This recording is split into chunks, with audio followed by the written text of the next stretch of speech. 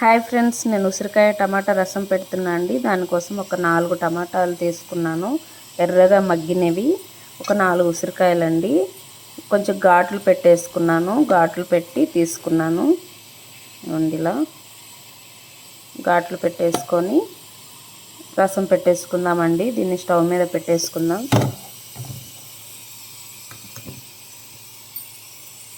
Water వేసుకుందామండి. దీన్ని బాగా ఉడికించుకోవాలండి. ఉసిరికాయ బాగా మగ్గాలి. ఇందులోనే మూత పెట్టి బాయిల్ చేసేసుకుందాం. బాగా ఉడికాయండి. స్టవ్ ఆఫ్ చేసుకున్నాను. వీటిని చల్లగా చేసుకొని రసం పిండుకుందాము. ఉసిరికాయలు మాత్రం ఇట్లాగే ఉంచేయాలండి. ఓన్లీ టమాటాలనే పిసుక్కొని రసం పెట్టుకోవాలి.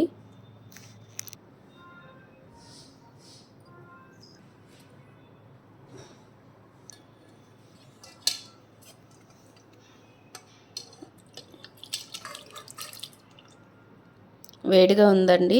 ఈ వాటర్ అందులో వేసేసుకొని చల్లగా చేసుకొని వాటర్ వేసుకొని వీటిని బాగా పిండుకోవాలండి.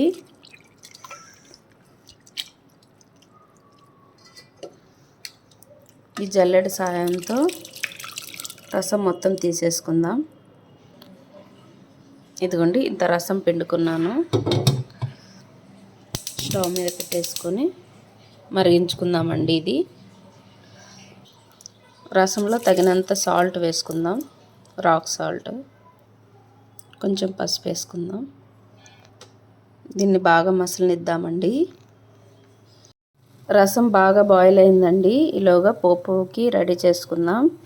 చిన్న కడాయి స్టవ్ మీద పెట్టేసుకుందాం.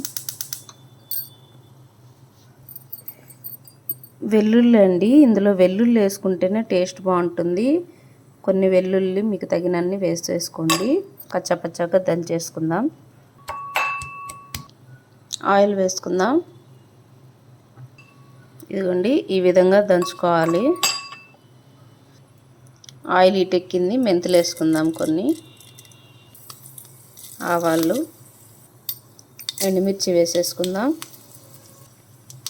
కొంచెం జీలకర్ర, దంచుకున్న వెల్లుల్లి వేసేసుకుందాం.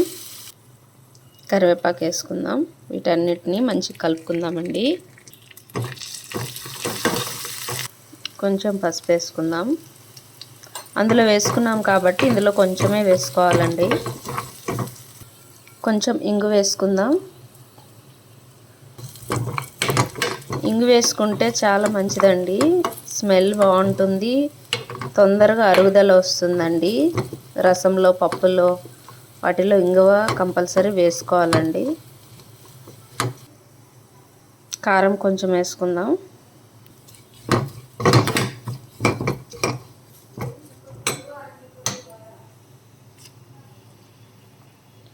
అయిపోయింది. రసం ఇందులో వేసేసుకుందాం.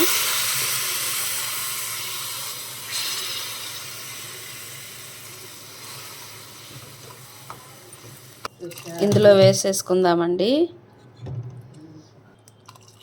అంతే అండి, రెడీ అయిపోయింది రసం. ఈ విధంగా చేయండి ఫ్రెండ్స్, చాలా టేస్ట్గా ఉంటుంది.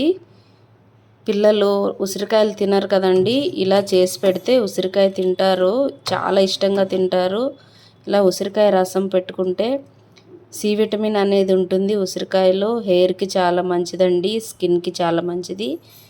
ఇలా ట్రై చేయండి ఫ్రెండ్స్. నచ్చితే కనుక లైక్ చేయండి, షేర్ చేయండి, సబ్స్క్రైబ్ చేయండి. Thank you friends. Bye friends. వేడి వేడి అన్నంతో రసం తింటే చాలా బాగుంటుందండి. ట్రై చేయండి. బాయ్ అండి.